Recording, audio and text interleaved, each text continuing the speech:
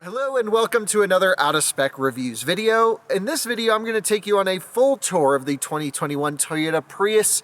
This one is spec'd with the all-wheel drive E trim. We have to talk about that a little bit. And then we're also going to go on a full tour of all of the inside technical features, etc. It's going to be a pretty long video, but it's kind of going to be everything you need to know about this Prius. Alright, so in this tour, let's start right out here on the outside, and the first thing you'll notice is it's finished in this blue color. You can see these headlights are really massive. You know, this is the new generation Prius styling trend that we've seen. Running lights down below, parking sensors front and rear. This particular one is in XLE trim, so it has almost every option available. Now above this, you can get the Prius Prime plug-in hybrid, and that car in its top trim actually gets a really giant, nice screen. Unfortunately, this one doesn't have that stuff. But coming around to the outside, you can see it has the holographic Toyota logo. This is because there's the little radar unit right behind there, and it's pretty neat. Let me pop the hood real quick and I'll show you what powers this beast. Under here, you have the typical 1.8 liter hybrid drive system. We do need to talk a little bit about this engine in particular. It's an Atkins cycle 4-cylinder, pretty torquey engine, has tons of power down low. But it is still pretty slow, I gotta say. Now this engine makes about 96 horsepower on its own. However, paired with the electric system, this car makes a total of 121 horsepower. Now most of that power is on the front axle, and that's mostly front wheel drive. And I mentioned at the beginning of this video how this car was all-wheel drive. There is another pure electric motor on the back end of this car over here powering the rear axle. It makes 7 horsepower, 43 pound-feet of torque.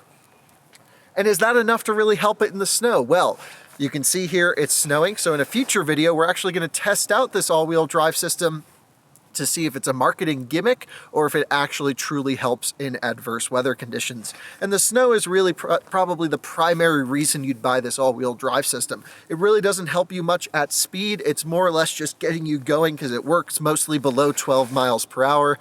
So that's going to be my biggest question about this car, and actually why I requested it, because I want to know, does this all-wheel drive system do anything at all? Come around to the back with me. Back here you have your typical Prius non-prime styling. The Prius Prime gets a different back end, gets a carbon fiber trunk lid. This one, again, being the regular hybrid, does not have that. Let me show you inside the trunk here. Massive trunk space, and you can see it has this cargo cover that can pull out, and it is fully removable as well. Really good trunk space in this car, and the seats do fold flat. You know, I gotta say, from a practicality standpoint, it almost doesn't get better than this car. I've been driving it around the city for the last 6-7 days or so, and I've really enjoyed it. Drives very well. We'll have a whole video just on driving dynamics, and you'll actually see, you wouldn't think, as someone who loves performance cars as much as I do, wouldn't like the Prius. I actually think it's a great car.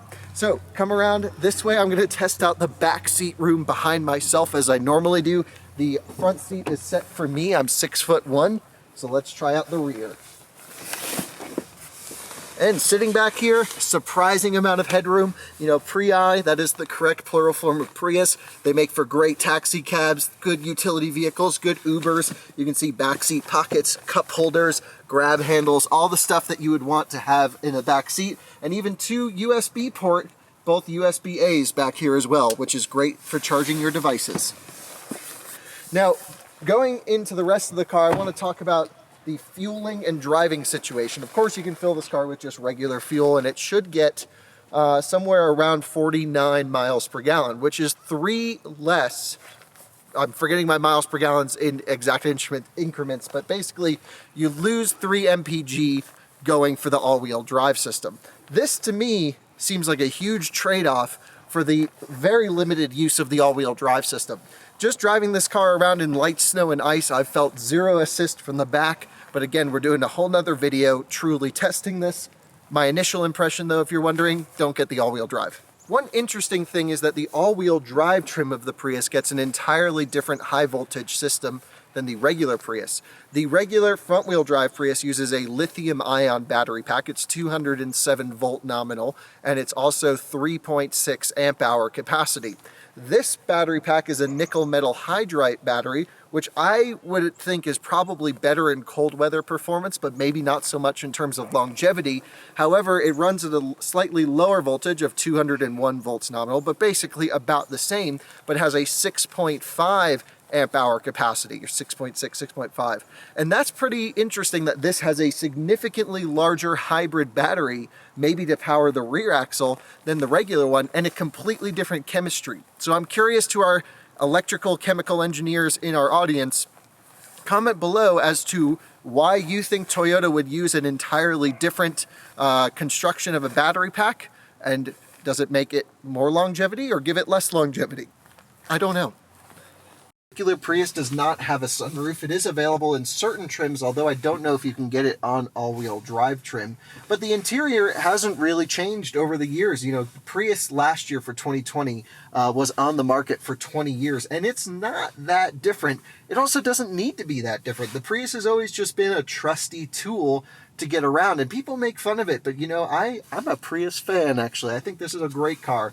Starting up top, you just have general hard buttons for halogen lights up here. No LEDs, nothing fancy. You have the little flip down switch for SOS. I do think that's kind of cool that you can pull that down. General stuff, you have a glasses case holder with a little bit of felt lining, and then generally the interior is very overall basic. However, driving position is great. Steering wheel is an awesome size. You'll see when you watch our driving videos that this car drives really well. I was super impressed with it up in the canyons, actually. The only thing I felt was that it kind of ran out of electric power on that big uphill climb, and our overall vehicle power dropped. There's a wireless Qi charger up here in the dash next to the weird Prius shifter that hasn't changed in forever. You have your physical park button. 3 different drive modes on this one: power, eco, and normal. And then of course you can lock the car in EV mode. And because this has such a big battery pack, high voltage battery pack, it pretty much stays in EV mode for like an entire drive through, which I can't say about previous Prii that I've tested. This one in particular has a heads-up display, which is really nice. It parks itself. It's got lots of tech. Personally, I think you just get a base one. All this tech is nice. I do like the adaptive cruise control and the lane keeping, although I think that might be standard on Prius now, which is really awesome. Other than that, it's just a really hard-wearing, great interior, really nice layout. Nothing gets in your way. Awesome car to spend a lot of time in. So as we do with our walk-around videos, after this section, I'm going to go through and set up all of the deep technical details, get all of the settings right, and really get this car set up for the way I want to drive it. But if you choose to leave us now, thanks so much for watching. If you choose to stick around, we got a lot to do going into this car. So let's go through all of the options and settings in here. I'm going to turn the car on. Everything comes to life. Nice little graphic up here on the screen for the Prius. I'm just going to turn the fan down and we're ready to go. So I guess we'll start up top and I'll work my way down. We have just a general lighting instrument thing up here. Lights. Looks like we have a sunglasses holder. That's kind of nice. The mirror is like one of those normal ones. It's got home link. You can turn on and off the auto dimming. So that's fairly simple. Sun visors have a glass bit with a light and even a little extension. So if it's over here, I can extend it past into that camera.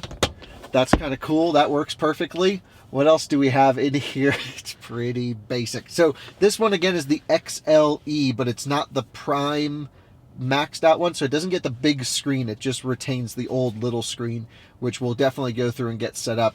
What I want to do though before we get into this screen is get into these top components up here. So I have a bunch of different menus that go across the top. Within each one I can look at our energy monitor to see if the combustion engine or battery pack's powering the wheels. That's kind of cool. This will tell me if I'm like driving eco nicely. Fuel consumption, drive monitor, eco saving, so I guess it tells you how much you're actually saving. $0 it says. We haven't been driving it that efficiently, I guess. I guess you have an eco diary, so it'll tell you your distance that the car's been driven and your miles per gallon. Your all-wheel drive system, which we'll talk about in another video, but I don't think this all-wheel drive system really helps that much. We're going to definitely test that.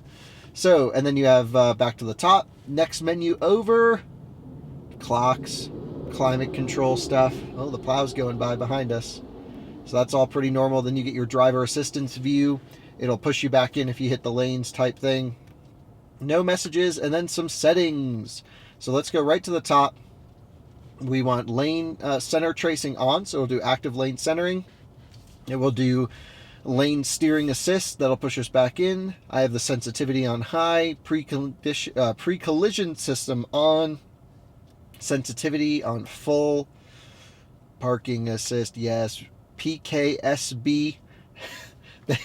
Toyota has all of the acronyms: BSM, PKSB, RSM. It's just insane how many there are. But I think that's the rear, like it'll stop you from backing into something. So parking sensor braking, I guess, is PKSB. I'm not sure.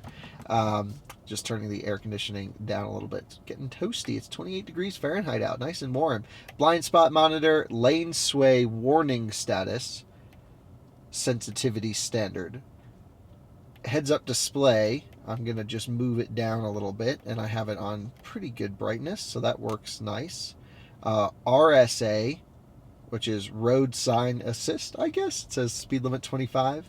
You can change it from miles per hour, kilometer, meter customize, high voltage system indicator on. That says if it's an EV or not. Accelerator guidance on. Okay. Pop-up display. Oh, this is like when you do things, do you want it to pop up on the screen? Okay, and vehicle settings,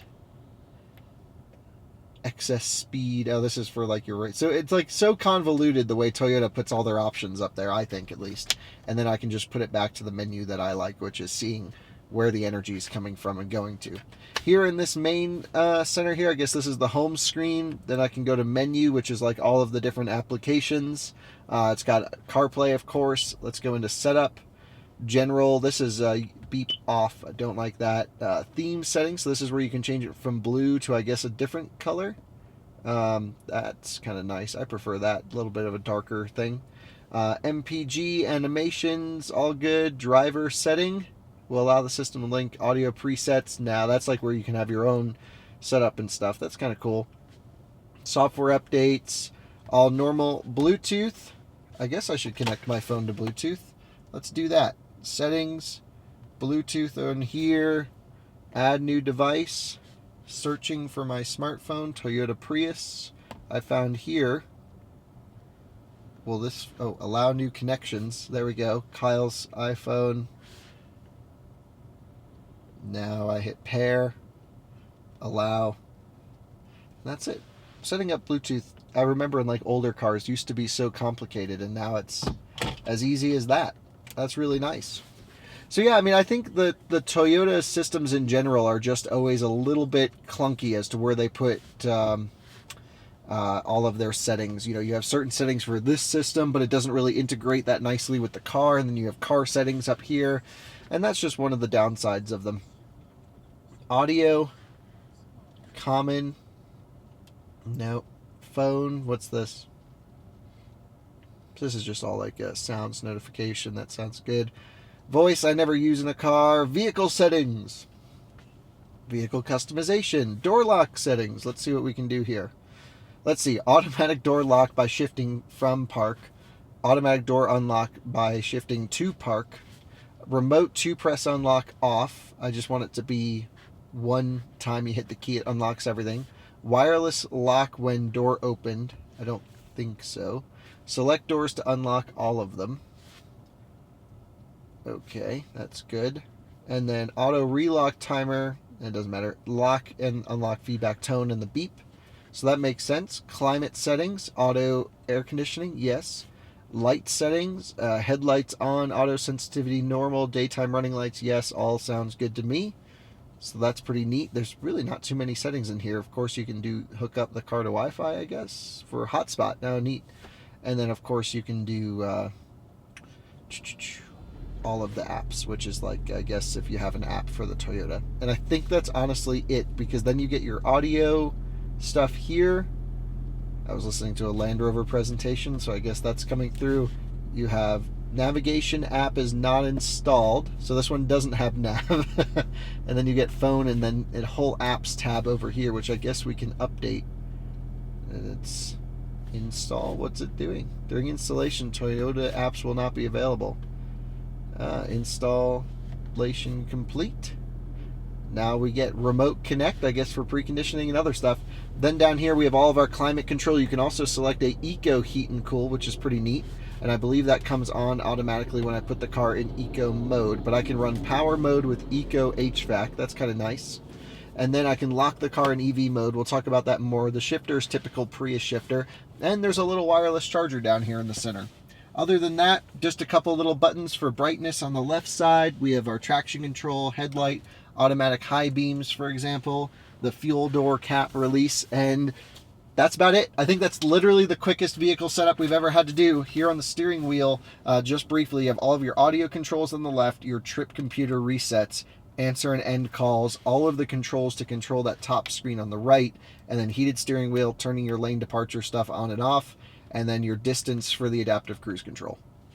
Super simple. And thanks so much for watching. So definitely take a look back, because we're going to take this car in a canyon blast. I know, it's pretty funny. We're going to be testing the all-wheel drive system, and we're also going to be doing fuel economy tests with it as well. So tons of videos coming up on the Prius.